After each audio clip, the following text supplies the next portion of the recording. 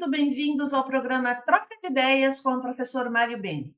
É com grande entusiasmo que apresentamos a série especial Academia, uma iniciativa que busca valorizar e aprofundar os debates sobre temas essenciais para o desenvolvimento do turismo e dos eventos no Brasil e no mundo.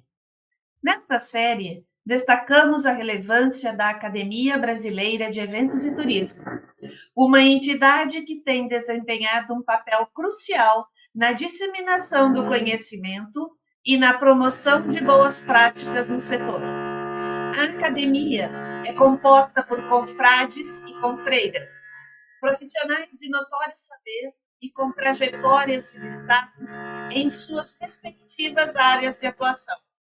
São especialistas, professores, pesquisadores, profissionais e líderes que juntos fortalecem a base teórica e prática das atividades turísticas e de eventos, contribuindo para um crescimento sustentável e inovador do setor.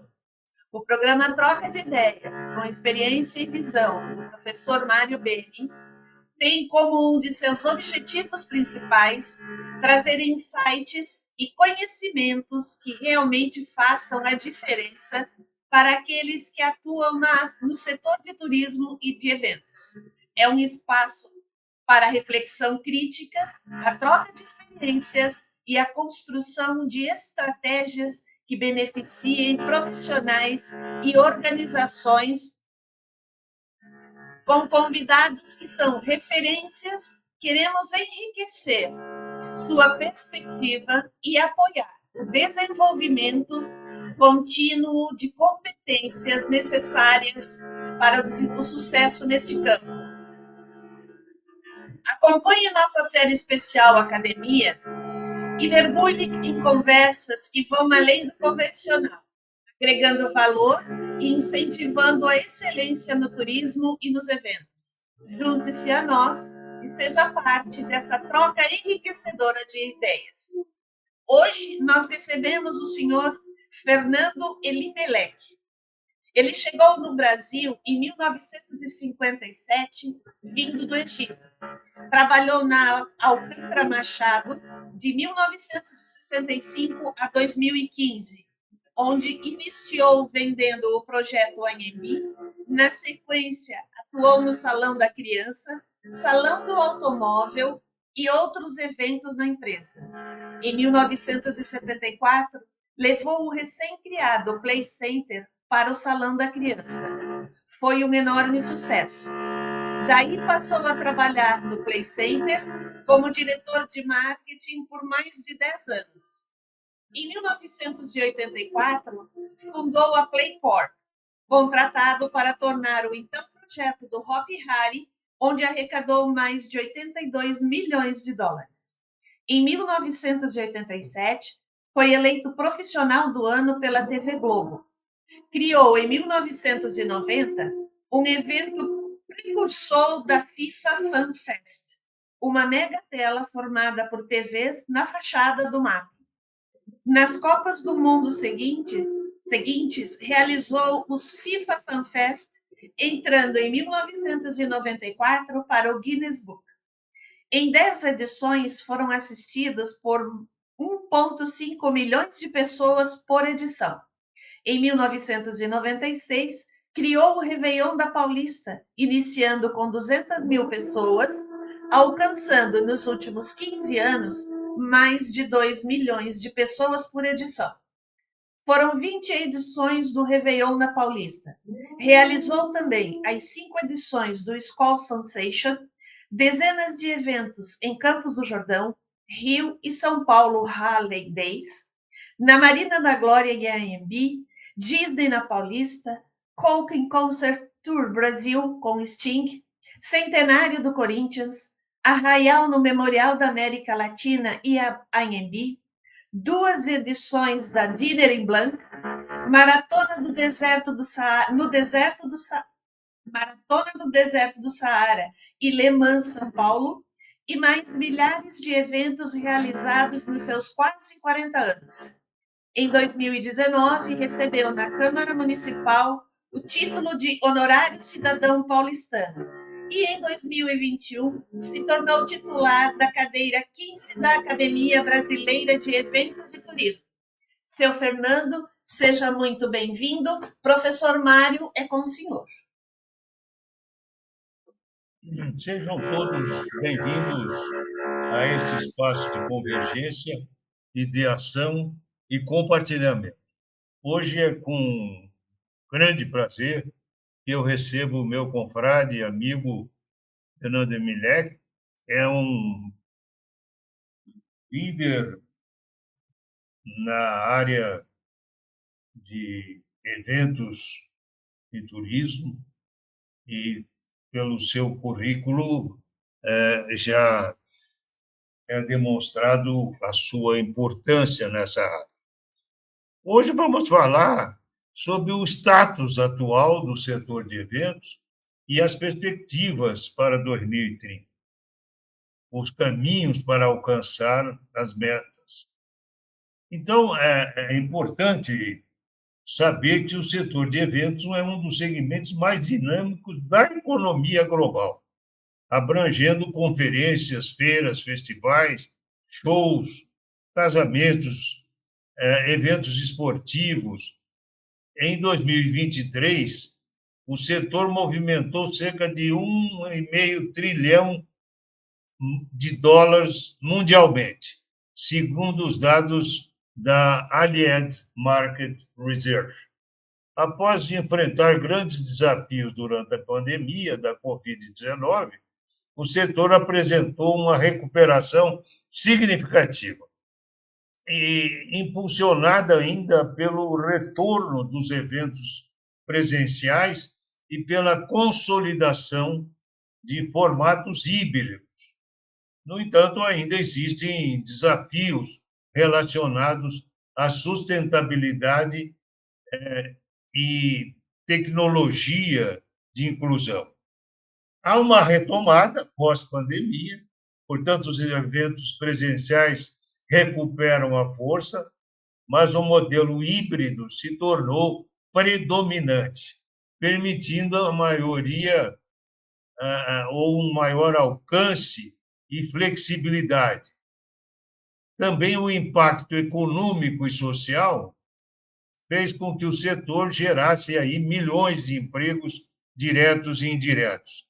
Segundo a UFI, Global Association of Exhibition Industry, eventos de negócios movimentaram cerca de 325 bilhões de dólares anualmente, contribuindo significativamente para economias locais.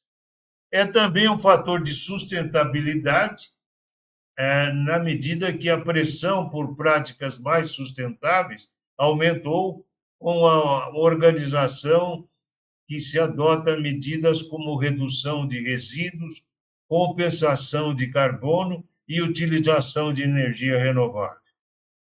Também se revela como uma transformação digital, com tecnologias como inteligência artificial, realidade aumentada virtual, que têm sido integradas aos eventos para melhorar efetivamente a experiência do público e a eficiência operacional.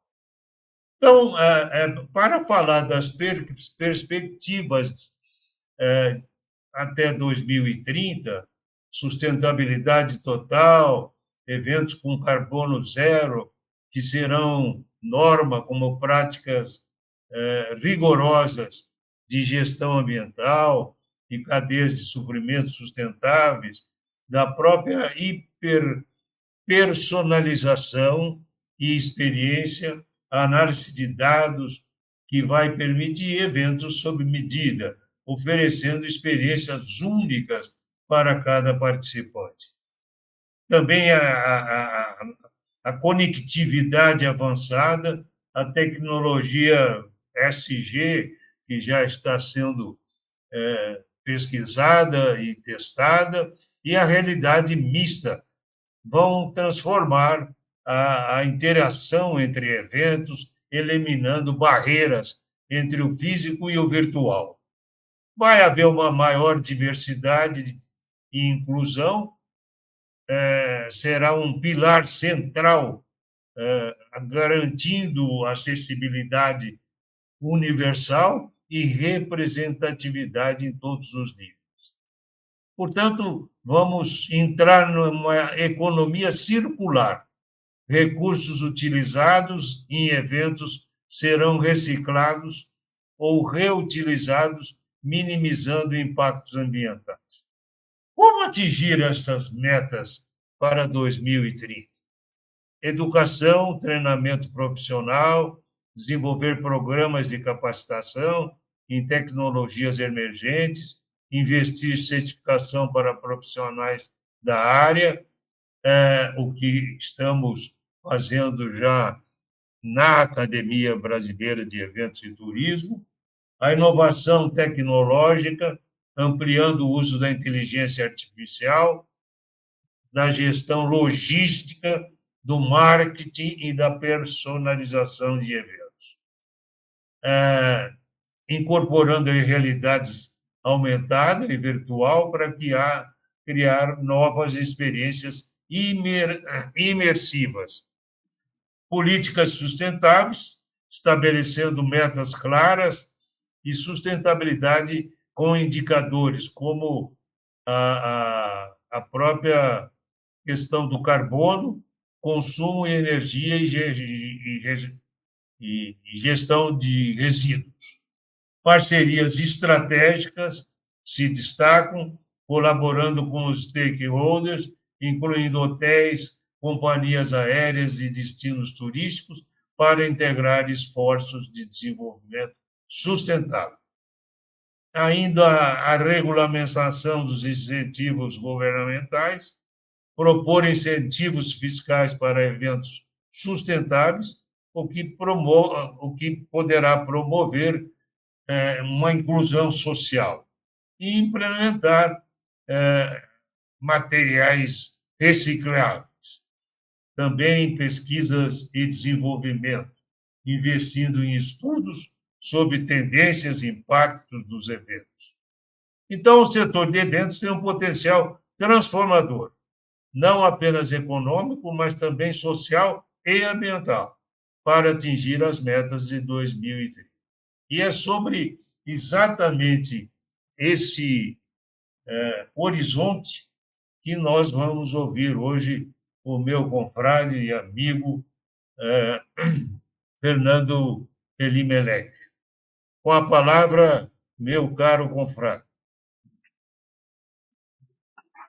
Então, meu amigo Mário, meus confrades que estejam assistindo a essa troca de ideias que está sendo gravado e transmitido nesse momento. E queria dizer para você o seguinte: eu comecei a minha vida muito cedo, na verdade, na área de eventos. Então, logo já comecei a falar meu português mais ou menos, né? Porque, como eu falei, eu vim de fora do Brasil. Mal que eu conseguia falar era espanhol, porque da minha mãe, era de origem espanhola, e outras línguas, francês, etc., que aqui no Brasil não adiantava nada. E aí tive a oportunidade de poder entrar, como você comentou, no mundo de eventos, porém pela porta dos fundos. Eu digo porta dos fundos porque, digamos assim, não era bem a parte de evento, era o local onde esses eventos poderiam vir a acontecer na sua magnitude, na sua opulência, digamos assim, de São Paulo, que seria o Anhembi. Eu tinha, então, meus 19 anos, por aí, algo por aí. Não tenho certeza, tá? Exatamente a época. E eu fui convidado por um diretor da Alcântara Machado, que era responsável pela venda das ações, porque o Caio, ele criou o Anhembi, criou tudo isso, mas, na verdade, ele criou um pacote de ações chamado Centro Interamericano de Feiras e Salões S.A. Esse era o Anhembi. ok? Não existia o sim, nome Anhembi ainda, não é? sim, Era o Centro Interamericano de Feiras e Salões S.A., que por acaso, todo o meu álbum de fotografias do lançamento não aparece Anhembi em lugar nenhum, é só Centro Interamericano. sim, E eu era um dos vendedores. Então, ele contratou uma equipe de 100 vendedores, e essa equipe de 100 vendedores tinha que vender aí as ações para empresas, e, e através dessas ações ele ia viabilizar, juntamente com o Ministério da Indústria e Comércio, sim, Ministério da Cultura, não me recordo mais quais são os três, eram três ministérios, ele ia conseguir integralizar o capital necessário da construção do Anhembi, ok? Então, eu fazia parte do 100, só que muitos não aguentaram o rojão. Ao longo de 3 anos, por aí, eu não me recordo bem a quantidade de anos de trabalho, nós trabalhamos a toda, eu sabendo que isso era a oportunidade da minha vida, tinha cliente que eu ficava esperando ele na porta, até hoje eu tenho alguns desses clientes vivos para você ter uma ideia, que se lembram, eu tinha um amigo esperando na porta da empresa, para na sim, hora dele chegar, pegar ele, para ele falar comigo. é, É incrível, mas é verdade. Então, quem é que ouviu falar alguém que quer vender ações? Ninguém. Então, é muito difícil um cliente te atender. Por isso que a turma entrou em debandada. Todo mundo embora, mas eu falei, não, tem que continuar. E acabei ficando. Eu com mais 4, 5 pessoas. Eram os últimos que ficaram dos vendedores do Anhembi. Do Anhembi, sim, não, que eu digo do Centro Interamericano. 5. E desses 5 ficaram, eu sei que eu fiquei. Aí o Laimer Garcia, que era o diretor na época, me sim, chamou e falou, Fernando, eu vou te apresentar ao Dr. Caio, porque ele quer saber quem é essa pessoa que está com ele até agora, desde o início, porque ele não ficou ninguém. Até a família dele, todo mundo foi embora. Então, só eu que sobrou, não é? Aí ele chegou para mim e falou, vem cá, filho, eu vou te colocar nas feiras também, porque daqui a pouco os ministérios vão cobrir capital e eu não quero perder o vendedor como você. Aí ele me colocou. Foi quando eu entrei como assistente de feira, não é? Assistente de feira de salão do automóvel, salão da criança. Salão da criança, salão do automóvel, tanto faz, eram as duas feiras. E quem era meu chefe? O Paulo Passos. Paulo Passos sim, pai, né? O pai do Paulo Passos sim, filho, que é nosso amigo, né? sim, Pessoalmente, independente de qualquer coisa. Aí era meu chefe, eu era assistente. E daí começamos a trabalhar nas feiras. Eu comecei a trabalhar muito, como falava bem outras línguas, eu consegui trazer para dentro da Alcântara vários novos conceitos, sabe? sim, Principalmente a parte de tematização de parques. Essa parte eu comecei a me envolver muito, entender como essa coisa funciona, todo esse mundo da criança, né? Aí eu sim, comecei a pesquisar e descobri, principalmente nos Estados Unidos, a coisa da tematização. Aí comecei a procurar inovar no Salão da Criança. O que que acontecia? Eu falava uma frase, uma brincadeira na época, eu dizia assim, que no final da minha vida eu terei o salão do automóvel foi uma maravilha, eu nunca tive problema, digamos assim, para vender.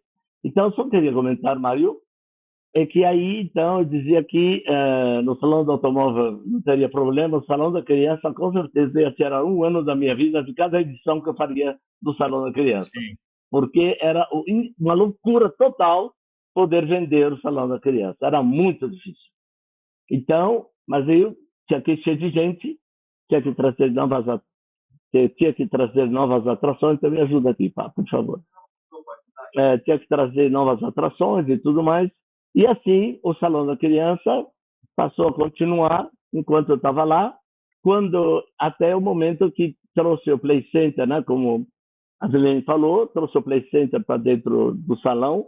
O Play Center acabando de colocar brinquedos, digamos assim, do outro lado do rio.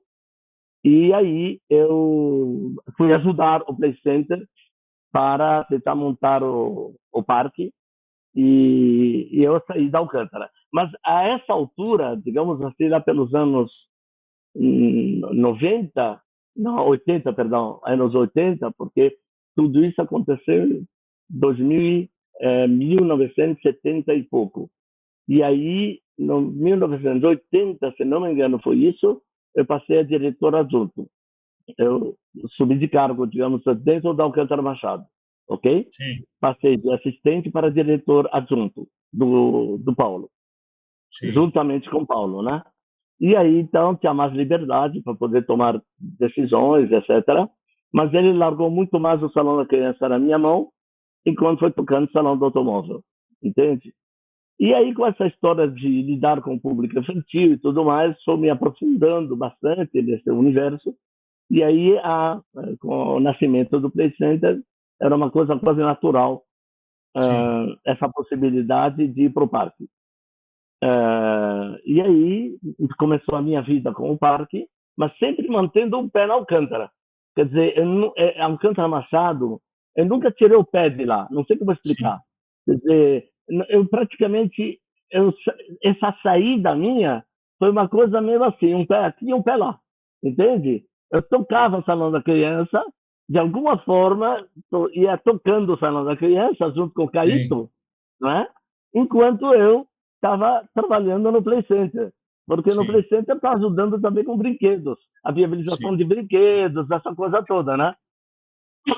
Até que definitivamente passei para o Play Center. Por isso que até hoje eu tenho uma relação tanto com o Caíto, com todo mundo do Alcântara, a gente faz parte da família Jacaré.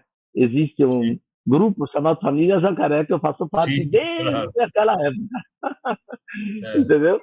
E aí, então, Mário, é, no Play Center a ideia foi realmente um crescimento exponencial. Então, comecei firme na viabilização dos brinquedos, esse mundo fantástico que é o mundo do entretenimento, não é? E não era só brinquedos, e sim shows também. Toda essa parte que envolve música, shows e trazer personagens incríveis desse universo do entretenimento, super-heróis na época, eu trouxe baleias para cá, juntamente com o pessoal do Play Center, tudo sempre com patrocínio. Tudo ajudado com alguma empresa que bancava parte dos investimentos. Esse era meu trabalho, tentar ajudar a viabilizar. Você falar, você pode inventar loucuras, mas aí quem paga essa conta? O dinheiro no seu bolso é prejuízo na certa, entendeu? Então tinha que ter alguém que ajudava a bancar a conta. Esse era o meu trabalho. Daí por que o Play Center cresceu muito, bastante, e de uma forma bastante firme, sabe, sólida, e podendo fazer coisas incríveis em São Paulo, porque eu ajudava a viabilizar na conta sempre. Então a gente queria trazer, como, por exemplo, Casa das Baleias, golfinhos e não sei mais o quê, sempre tinha patrocínio. Aí veio o Hopi Hari. Então vamos fazer o Hopi Hari. A essa altura o Play Center tinha sido vendido para o Grupo GP.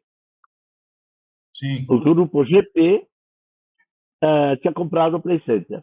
O GP, que é dono da Brahma, né? Você sabe, conhece o grupo muito bem. Paulo Leman, Beto Cupira, esse sim, pessoal todo, né? Eles compraram, naquela época, já tinham comprado o Play Center e eles eram os donos do Hopi Hari. Quer dizer, do lançamento, o terreno, essa coisa toda. E aí nós temos aí um vídeo toda a história do lançamento do Hopi Hari, que é uma coisa muito engraçada. Que não vem ao caso agora, mas fizemos um lançamento bombástico, não é? Do Hopi Hari na época, e a mesma história, né? Eu já tinha essa altura a PlayCorp já instalada, quer dizer, a PlayCorp, para entender, o Play era Play Center. E o Play Center era o dono, sócio, né? Juntamente comigo. Então, era eles, o Play Center, de sociedade comigo, na época, não é? Então, daí, a PlayCorp foi a empresa, que era o Play Center e eu, não é? Para a gente poder tocar o Hopi Hari. Então, o pessoal da CP realmente fez um trabalho enorme conosco, no sentido de montar uma estrutura e tudo para poder viabilizar a venda do Hopi Hari, né? Contratos milionários para a época realmente, nossa, muito significativos, contratos de 10 milhões de dólares com Coca-Cola, com Nestlé, Sim, com não sei mais, né, valores na época realmente é, que não fazia parte, digamos assim, do nosso cotidiano, não é? E sim, aí terminamos a venda 100% daquilo que tinha que vender no Hopi Hari, do mesmo jeito que tínhamos feito com o Play Center antes, não é? E começamos no mundo de outras atividades, de eventos e outros parques também. Aí começamos a trabalhar com parques aquáticos e também pediram para a gente ajudá-los a poder viabilizar novas atrações. E tudo isso, Mário, acabou significando o quê? Acabou significando sempre trazer recursos para poder crescer as entregas ao grande público brasileiro. Porque vamos fazer a super montanha aquática que vai fazer, sei lá, beleza. Cadê a grana para fazer? Fernando, pega aí a tua equipe da Play, traz a grana para a gente. É mais ou menos falando isso, entendeu? E a gente corria atrás para tentar viabilizar isso. Isso nos 4 cantos do Brasil, tá? Estou falando nos parques aquáticos agora. Não vou ficar citando um ou outro, não importa. Na parte hoteleira, começamos com aquele da Bahia, o grandão chamado ai meu Deus do céu, o nome dele? O Parque da Bahia? O Parque não. O, como chama aquele hotel da Bahia que era nosso, que a gente trabalhou? O Costa Sauípe. Sauípe, O Sauípe. Então, o Costa Sauípe não foi entregue. Na época, era era da Brasil Prev. Era da Brasil sim, Prev. Aí sim, chamaram a gente para a gente fazer a captação de recursos. Né? A mesma coisa. E nós fomos atrás, conseguimos o primeiro grande patrocinador da época, foi Telefônica, que vieram inclusive para o Brasil, fizeram a maior convenção da história da telefonia do mundo. Foi feita na Bahia através da gente, através da Play, não é? sim. E daí começou a desenvolver todo o esquema de patrocínios e de eventos e tudo mais lá na, no Sauípe, não é? Esse é um dos exemplos que a gente teve em termos de hotel, né, na área hoteleira. Então, a gente atuou a todos os níveis: parques de diversões, parques aquáticos, rede hoteleira. Estou dando exemplos para você, entendeu, Mário? Porque ao Sim, longo de quase 50 anos, amigo, você pode imaginar a quantidade de empresas. É uma loucura isso, né? A nível de sim. Brasil. E aí, eles começaram a nos chamar da Argentina. Aí fomos para a Argentina e começamos a atuar em Buenos Aires durante 10 anos. Viabilizamos um monte de coisa na Argentina lá. Coisas na área de turismo, igual. Entretenimento e turismo. Aí fomos para o Uruguai. A mesma história, fizemos a mesma coisa. Argentina, Uruguai. Aí fomos para o Chile. E aí veio o momento de trabalhar com Itália e Portugal.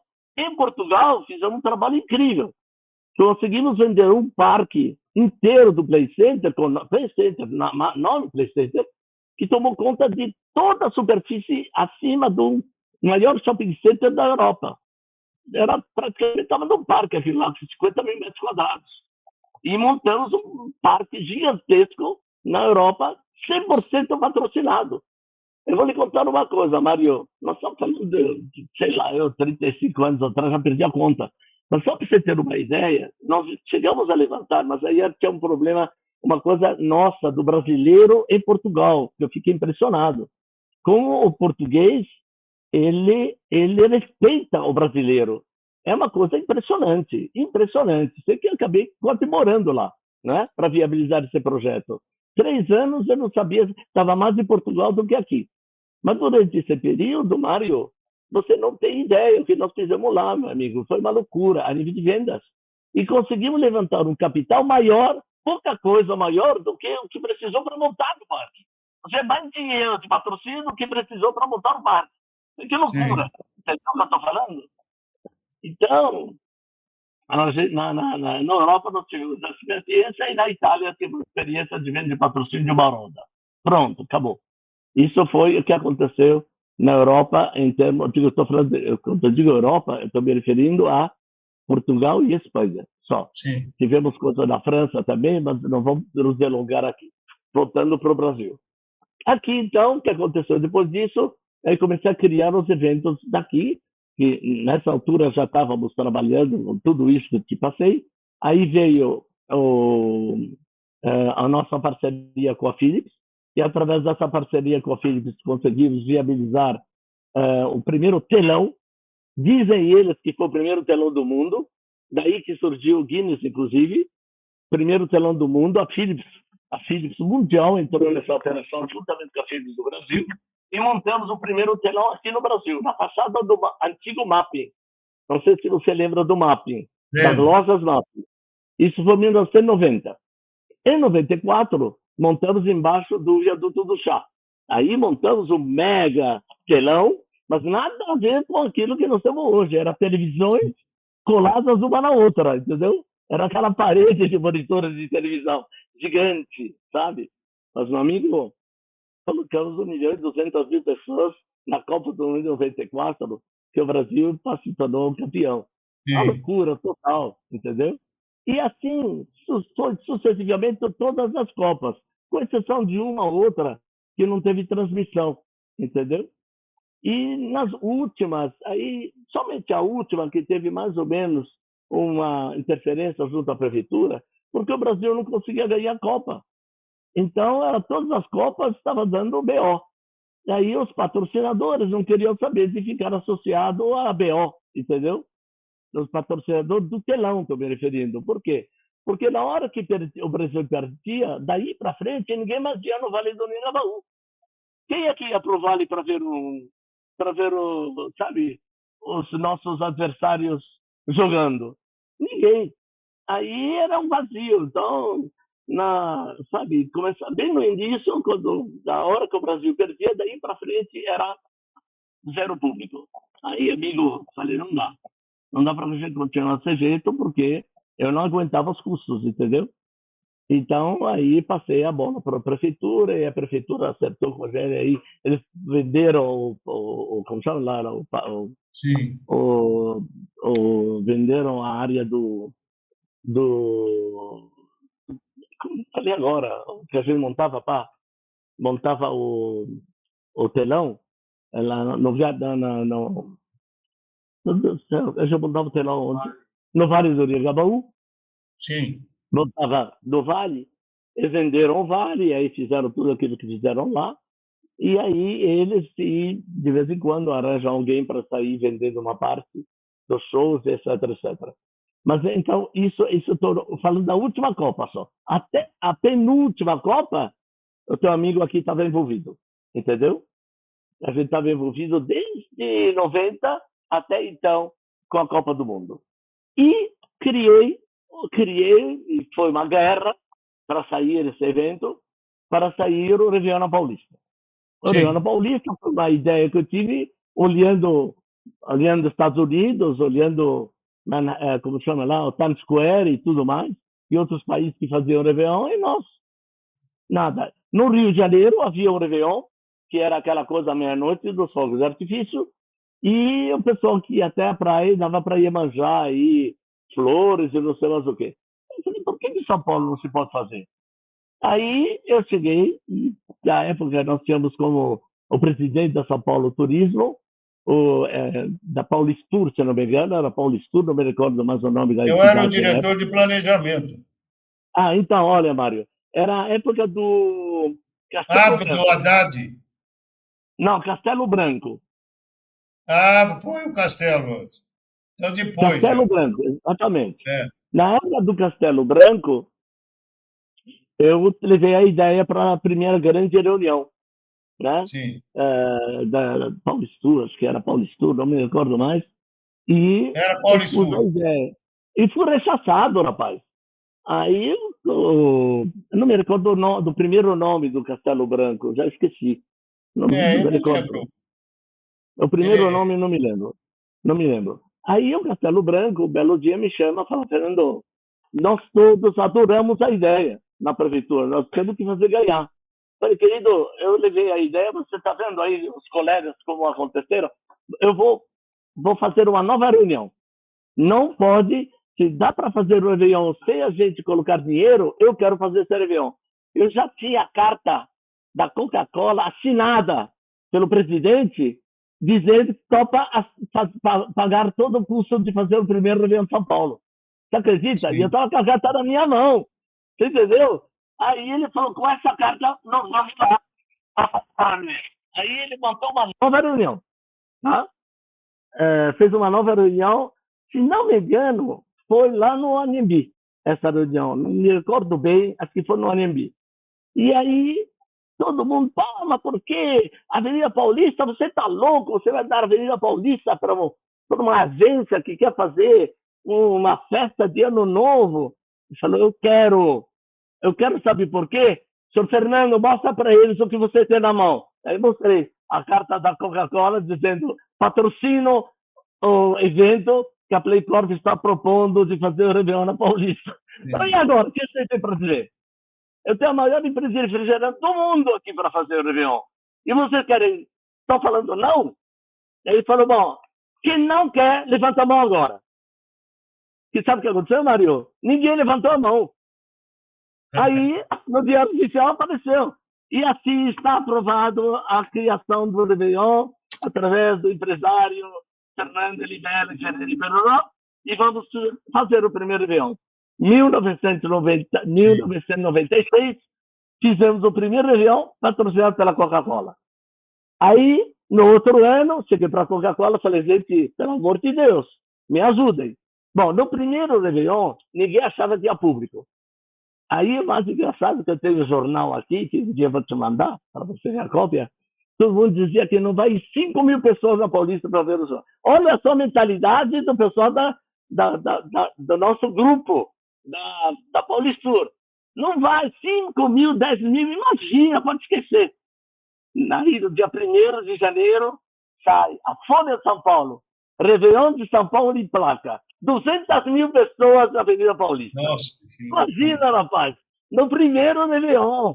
Eu tenho esse jornal até hoje, cara, até hoje. Eu tenho cópia do jornal. Sensacional, né? Aí veio o segundo Réveillon, Coca-Cola patrocinou a Coca-Cola 5 anos seguidos. Aí foi crescendo, rapaz, uma loucura total. Aí a Telefônica, puxei a Telefônica, a gente queria fazer a virada do milênio, eu estava preparando uma coisa grande. Aí a Telefônica entrou conosco, juntamente com a Coca-Cola, para poder fazer algo de maior, digamos assim, mas, sabe, com mais artistas, grandes artistas, com a Ivete Sangalo cantando aí, abrindo o Réveillon. Rapaz, você não tem ideia da loucura que foi a virada do milênio. Milênio. E aí, tivemos a festa acontecendo, era Bandeirantes até aí, hein? Quem fazia a transmissão era Bandeirantes. A única que acreditou. 96, 97, 98, 99, 2000. Tá? Aí veio o pessoal da Globo, querendo criar, fizeram um Réveillon lá na Paulista, no Anhembi, que não vou nem comentar o que aconteceu. Sim. Aí começaram a ver em cima da gente para ver se eles pegavam o Réveillon. E o meu contrato com a Bandeirantes tinha acabado, eram 5 anos. Aí falei para eles, gente, e aí, agora? Não sei, porque precisava colocar uma graninha, entendeu? Ajudar com alguma coisa. Todo mundo estava ajudando. Mas a prefeitura não podia pedir um centavo. Era esse o acordo que eu tinha. Não peça dinheiro para a prefeitura, entendeu? Aí falei, beleza.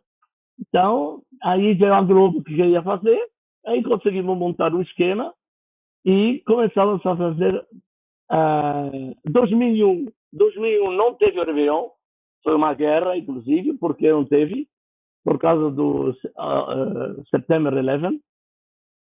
A Coca-Cola tinha confirmado o Réveillon, e quando deu o 11 de setembro, a Coca-Cola mandou uma carta para a prefeitura dizendo que, em luto, porque aconteceu aonde está a sua matriz, os Estados Unidos, não se vê de uma forma correta bancando uma grande festa de alegria na virada do ano, que não teve nem nos Estados Unidos e nem no Brasil. Então, aí, rapaz, aí o pessoal da Paulistur queria de qualquer maneira que fizesse Réveillon, eu não sabia o que fazer, com a Coca-Cola dizendo que estava de luto. Bom, resultado final, a prefeitura topou aceitar não ter o Réveillon, teve alguma coisa só de focos, etc. Foi 2001. 2002, manda ver, continuamos, juntamente com a Globo. E foi assim ao longo de 20, na verdade foi até 2 anos atrás essa história que eu estou te falando. Até 2021, entendeu? Em 2021 fiz acordo com a prefeitura, e a prefeitura, porque até aí eu tinha exclusividade por contrato, a Playcorp era a única que podia fazer o Réveillon. Eu queria o Réveillon, tinha um contrato com a prefeitura, todo ano fazer o Réveillon, era isso, entendeu? Aí falei, olha, desde que vocês garantem que vocês vão bancar parte do custo. Garantiram que ia bancar o custo, e eu tinha a liberdade de poder trazer patrocínios. E assim, hoje é uma situação onde o Réveillon acontece, eu tenho a liberdade de poder entrar a qualquer momento e fazer uma proposta onde de viabilizar o Réveillon, mas do outro lado eu posso levar patrocínio, ganho com minha comissão, então para mim tanto faz, desde que não seja uma empresa concorrente, sendo a prefeitura, para mim está tudo mais beleza, entendeu? Não vejo problema, questão de imagem, nada mais, sabe, Mário? Não tem frescura, não tem mimimi. Então, é isso que eu quero te dizer. Sim, Então, o claro. Réveillon é essa história, com 2.500 pessoas, tem muita história por trás do Réveillon, que é uma coisa que vale a pena depois você saber, a parte de turismo. O que aconteceu a partir da 10ª edição? Nós começamos a perceber que estava acontecendo com o turismo de São Paulo, que foi sendo levantado por quem? Por parceiros que nós tínhamos, que era quem? De um lado eu tinha o Estadão e eu tinha também a Infofolha, a folha que traz aquelas informações que a gente tem, o Datafolha, com Datafolha, né? Então, o que acontecia? Na época do Réveillon, perceberam o quê? Que o pessoal que vinha do interior, para São Paulo, na época pós-Natal, o pessoal, como funcionava o comércio de rua? Rua Direita, Bom Retiro, não sei mais o quê. No dia 26, 20, 25, 26, 27, 26 é feriado, 27 vinha todo mundo para São Paulo. Pessoal do interior, para fazer compras de quê? Liquidação. É tudo 50%. Né? E 25 de março. Exatamente. Meu amigo, o volume de compras era uma loucura. Só que todo mundo comprava tudo, e quando era 29, 30, 31, todo mundo voltava para sua cidade. O que aconteceu com o Réveillon? Todo mundo passou a ficar em São Paulo, até dia 1º. Só que esses 2, 3 dias, nós estamos falando de centenas de milhares de pessoas, do interior para cá. Passou a lotar os hotéis, que era 1%, 2% que nós tínhamos de ocupação hoteleira. Em toda a região de São Paulo passou a 80%, 85%, entendeu? De ocupação hoteleira e gastos nos hotéis, gastos de restaurantes, gastos nisso, gastos daquilo. E também o aumento de tempo das lojas abertas, das lojas, eu digo, do comércio de atacado, para vender para esse pessoal que decidiu ficar em São Paulo. Então, tudo se estendeu. E aí começou a vir a notícia que você você é um cara fantástico para levantar essas informações, do Datafolha, o que acontecia com a economia de São Paulo na época do Réveillon. Com 400 milhões, 500 milhões de geração de faturamento, de vendas na cidade de São Paulo, por causa do Réveillon. Entendeu? Um movimento de economia indireto, independente, mas causado pelo fato do que o Réveillon da cidade de São Paulo, porque, desculpe uma coisa que eu esqueci de te comentar, mas na metade do caminho eu consegui puxar o governo do Estado, através do Alckmin. Através do Alckmin, consegui puxar naquela época o governo do Estado, aí começou a divulgar pelo Estado de São Paulo inteiro essa história do Réveillon, entendeu? Então, nossa, tomou uma dimensão gigantesca. o Réveillon de São Paulo. É isso que eu queria te comentar, Mário. Então, o Réveillon de São Paulo realmente se tornou uma coisa, inclusive, de repercussão mundial em termos de marketing, o marketing da cidade de São Paulo, que não é uma cidade praiana, precisa tomar muito cuidado, entender direito isso, Mário. Nós não somos uma cidade praiana. Nós somos uma cidade como Nova York, por exemplo, entendeu? Que Sim, sim. conseguiu fazer uma virada econômica impressionante por causa de uma festa de fim de ano feita dentro da cidade, entendeu? Perfeito. É isso que eu quero te dizer. E isso foi fantástico. É isso. Nossa história, digamos assim, digamos até dos grandes eventos, né? Há muito Essa, mais para se falar, né, Mário? Muito mais. Nós poderíamos ficar horas não, aqui mas veja falando. bem, esse retrospecto que você nos traz mostra que você teve uma participação decisiva nesses últimos anos do século passado e, de uma certa Isso, forma, construiu efetivamente os alicerces para os grandes eventos, começando do Alcântara Machado, que foi a matriz de todos os eventos de São Paulo. Eu testemunhei nisso em razão de ter sido diretor de planejamento e depois presidente da Paulista por algum tempo, e onde nós tínhamos um contato estreito com todos. Então, você fala do Play Center, do Hopi Hari, e isso me empolga porque você passou da área de eventos para a área de entretenimento. empreendedora, na área de eventos para a área que busca realmente o lazer, o entretenimento, é uma área muito importante também. Os parques aquáticos, os parques de diversões, enfim, você teve uma grande contribuição e isso é muito importante. De tudo que você relatou, só teve um caso que eu testemunhei pessoalmente e disse que não ia dar certo, que foi Sauípe.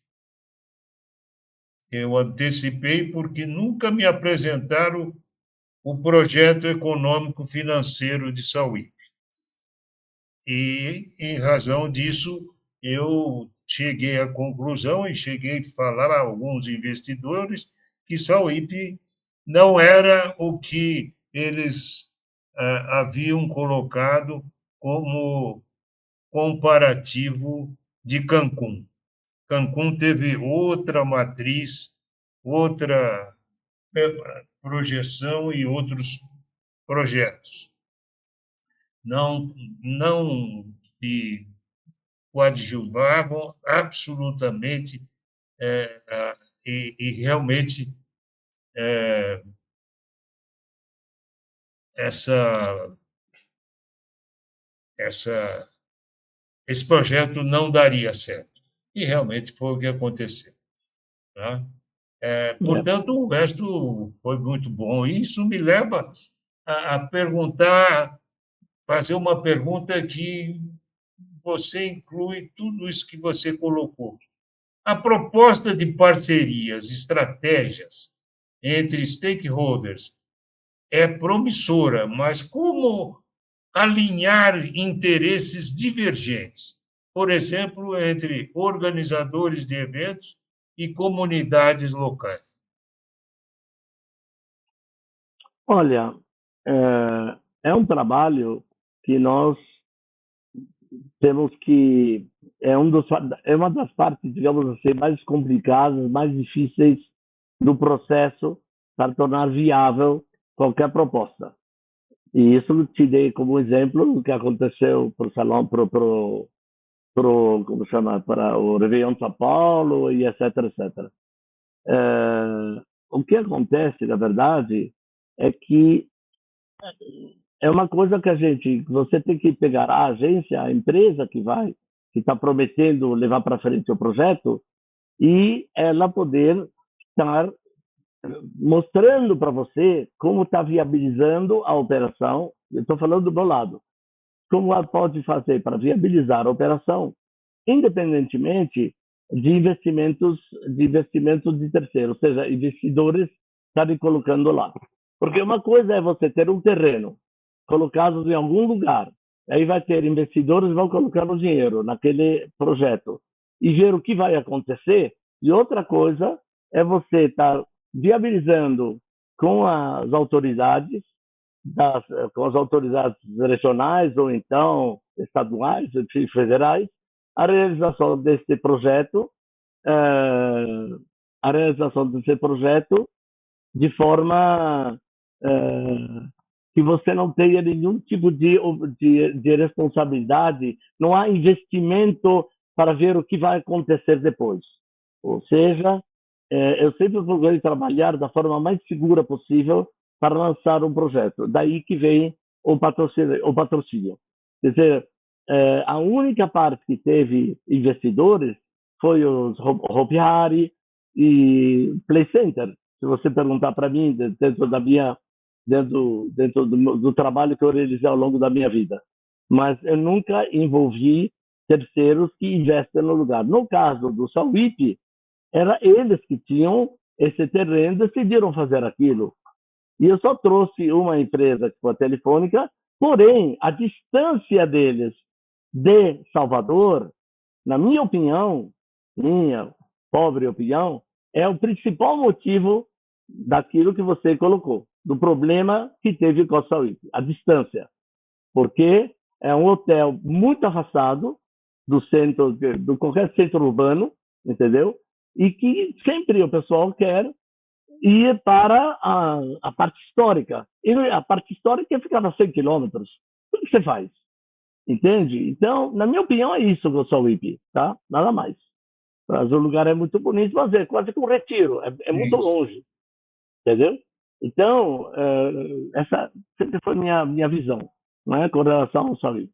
Agora, com relação aos outros, sempre são empreendimentos, a parte de empreendimentos, no caso, por exemplo, parques aquáticos, etc., sempre foram empreendimentos, pô, eu entrei engajado no crescimento do empreendimento, mas não no aporte de capital para tentar viabilizar o empreendimento.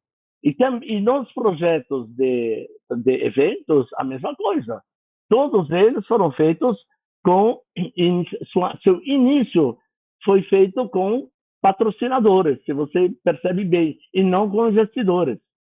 Não teve investidores, entende? Sim. Sempre patrocínio, Perfeito. sempre patrocínio. Predominou sempre os patrocinadores. Sempre os patrocinadores colocavam o dinheiro na frente para ver o que acontece.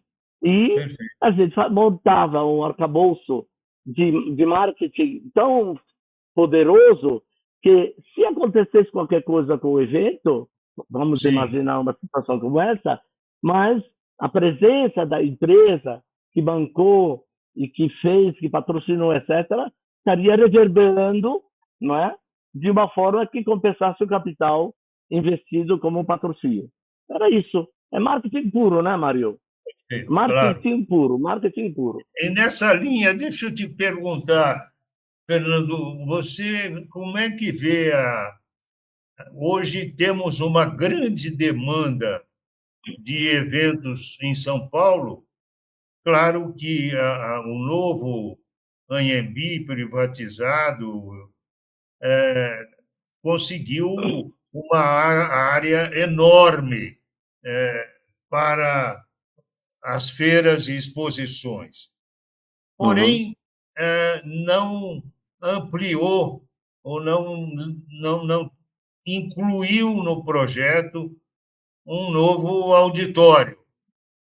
Como é que você vê a necessidade e premente de São Paulo ter um grande auditório para os eventos que recebe na área de medicina, que cada vez crescem mais e realmente já tem um problema muito sério por não ter locais como o Anhembi, que continuou com a mesma capacidade e, portanto, não atende mais um mercado em perspectiva, que é o de São Paulo.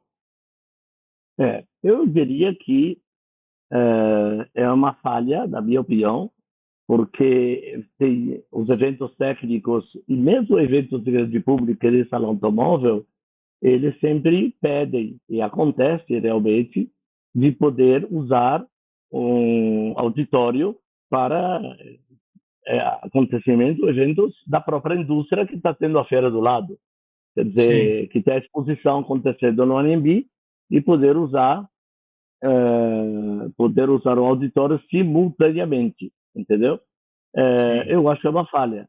Mas eu não sei como é que isso foi imaginado, porque eu realmente não entrei no detalhe do novo Anhembi para poder entrar nesse, digamos assim, no fato da repercussão, da necessidade do auditório e outras coisas que provavelmente deixaram de fazer também para dar peso em outras atividades dentro do novo Anhembi.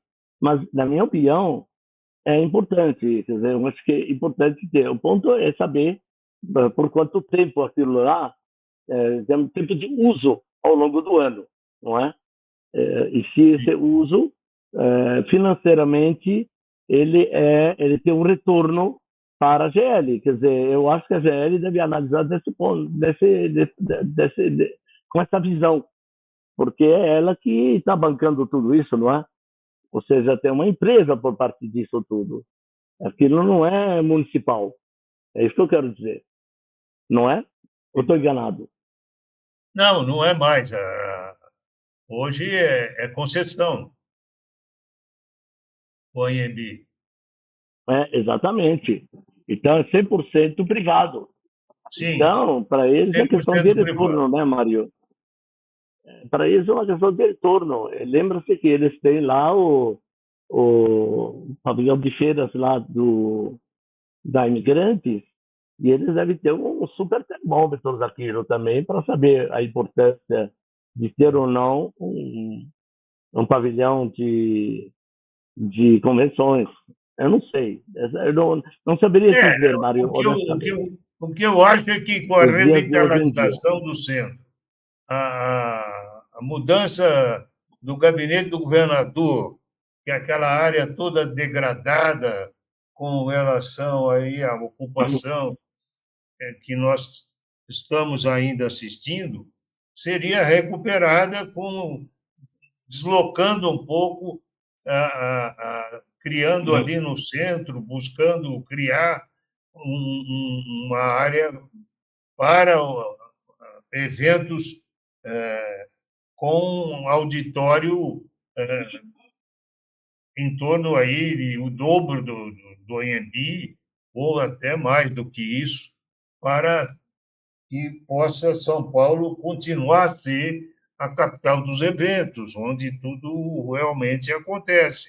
E não adianta, o Rio de Janeiro já teve essa experiência de deslocar a área de eventos e exposições para um local que o tráfego impede hoje praticamente de ser ocupado e com dificuldades no calendário de eventos do Rio. Então, para não repetir isso novamente, nós temos que colocar que é realmente o próprio Sérgio tem liderado aí um movimento para a construção de um auditório no centro da cidade, No próximo a centro. E essa que tem área. próximo ao Anhembi. Sim, Na verdade, existe terreno. Existe terreno do outro lado. Do outro lado do Anhembi, do lado lá onde, como é que fala, meu Deus do céu? Onde tem lá o Campo de Marte, você tem terrenos lá, que dá tranquilamente para montar. Eu posso até comentar sobre isso. Eu sei que tem. porque já nos foi proposto até para montar Sim, coisa ligada essa ao área é muito entretenimento. grande. É enorme, 2 milhões de metros quadrados. Pois é. Então, terreno tem. Aí é uma questão de trabalhar isso junto a É, quem pertence àquela claro, área, claro. aquele lá, ministério, acho que é Ministério da Aeronáutica, não sei de quem é, Sim, entendeu? Mas, de qualquer maneira, fazer lá no auditório, fazer todo o projeto nesse sentido, é uma sim, coisa factível. Não perfeito. é não factível, Mário.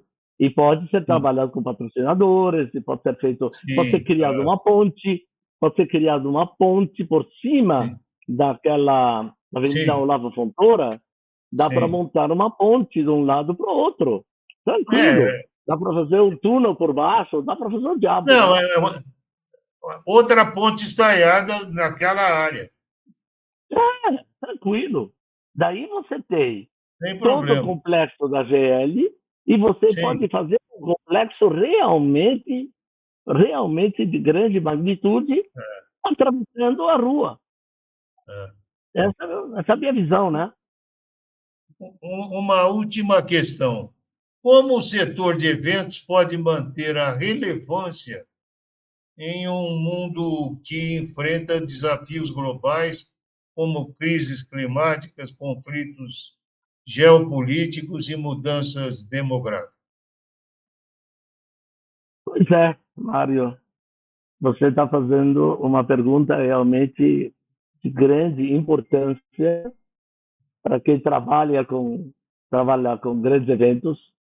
É, sem dúvida, algo assim, quando você fala a nível de futuro, você fala a nível do amanhã, é um grande ponto de interrogação. Porém, nós hoje, o que nós acreditamos é que quando a gente olha por uma janela, uma outra janela de tecnologia, e a gente vê o avanço da tecnologia que possa trabalhar a nosso favor, vê aonde que eu quero chegar, por favor, ela pode nos ajudar a poder enxergar o que no passado não era possível enxergar.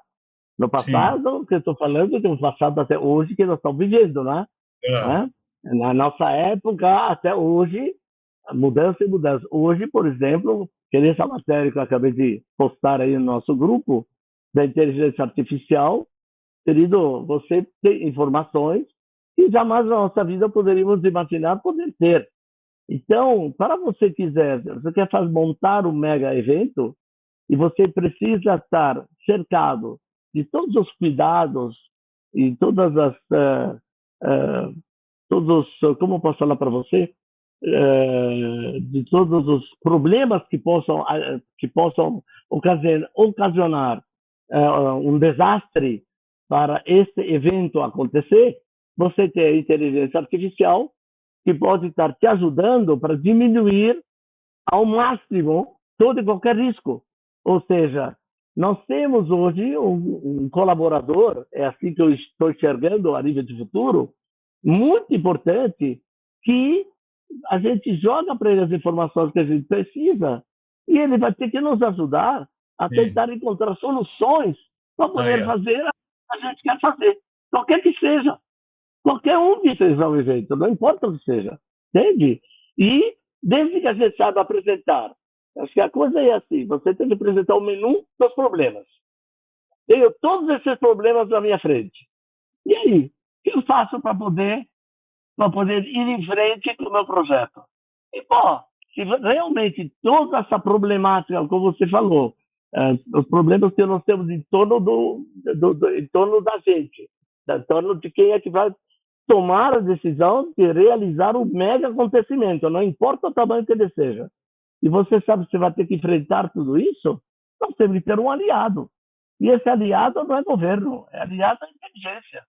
E não é só inteligência, é pesquisa. É saber com antecipação o que vai acontecer daqui a 3 semanas a nível de tempo. Por exemplo, entende? Como é que você fica sabendo uma coisa dessa? Estou dando um exemplo para você. Poder fazer uma projeção. Por exemplo, você vai trazer, querer, por exemplo, estava vendo uma entrevista de importadores de materiais que vendem no mercado brasileiro. E eu essa entrevista vi aí num canal qualquer aí da televisão no fim de semana. E estavam dizendo que acontece agora com a subida do dólar, que hoje já está em quase 2,30, é Sim, 6,30 hoje.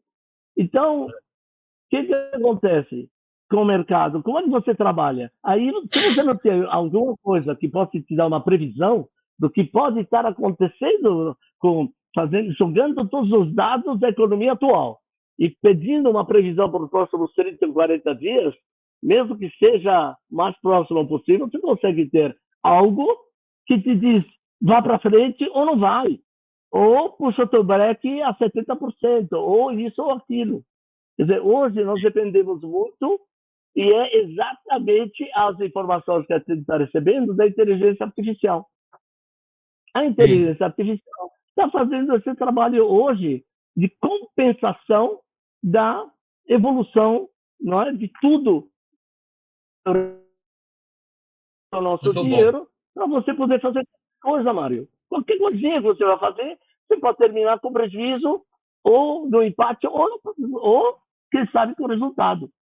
Mas a gente não consegue mais prever como é da época nossa. É aquela coisa que a gente tem todos os na nossa mão, sabe? Pode deixar Sim, porque a nossa genialidade ia para esses que a gente consegue montar algo com a nossa criatividade com o mínimo possível de riscos. Hoje em dia é impossível isso. Totalmente impossível. Não é? Totalmente impossível. Então, são essas coisas que você... Ontem, por exemplo, teve aqui no estádio, como chama o estádio? Onde vocês foram? O estádio que teve, que vocês foram, que estava tendo o show no Allianz Parque, teve um show do Caetano Allianz Veloso. Parque. E a Betânia. Querido, lotou até a ponta, você não tem ideia. Sim, Arrebentou, lotou completamente. Quer dizer, numa semana antes do Natal. Será que realmente dava para prever isso? Será sim, que era realmente esse sucesso era uma coisa 100% garantida? Não era garantida? Você entende o que eu quero dizer? Então, hoje claro. você tem facilitadores, você tem, através exatamente da inteligência artificial, você tem facilitadores que te dão essa informação com antecedência. Perfeito. E você sabe até onde você, os stakeholders, conseguem garantir o investimento. Muito bem, Fernando. Deixa eu consultar. Gislene, como é que estamos de tempo? O que são stakeholders? G? Nós estamos com 1h10 de live, professor. Aí é com o senhor e com o seu Fernando. Bom, Eu, da minha parte, estou às realmente, ordens, Mário. eu realmente quero cumprimentar o Fernando, porque trouxe informações históricas importantes do caminho que ele fez nos eventos e principalmente em três áreas importantes, que foi de parques temáticos, na área de lazer, entretenimento, e a própria área de turismo, que engloba todos esses setores. Portanto, eu quero cumprimentar o meu confrade pelo momento que nos proporcionou, com muita informação, com muita capacidade e pelo histórico de vida que tem. Muito obrigado, Fernando. Imagina, por favor, Mário. Para mim foi uma honra estar aqui com você, tendo essa conversa, essa troca de ideias, podendo crescer com isso, poder ajudar os jovens, as pessoas, né, que querem continuar, que querem entrar nesse mundo de eventos, não é?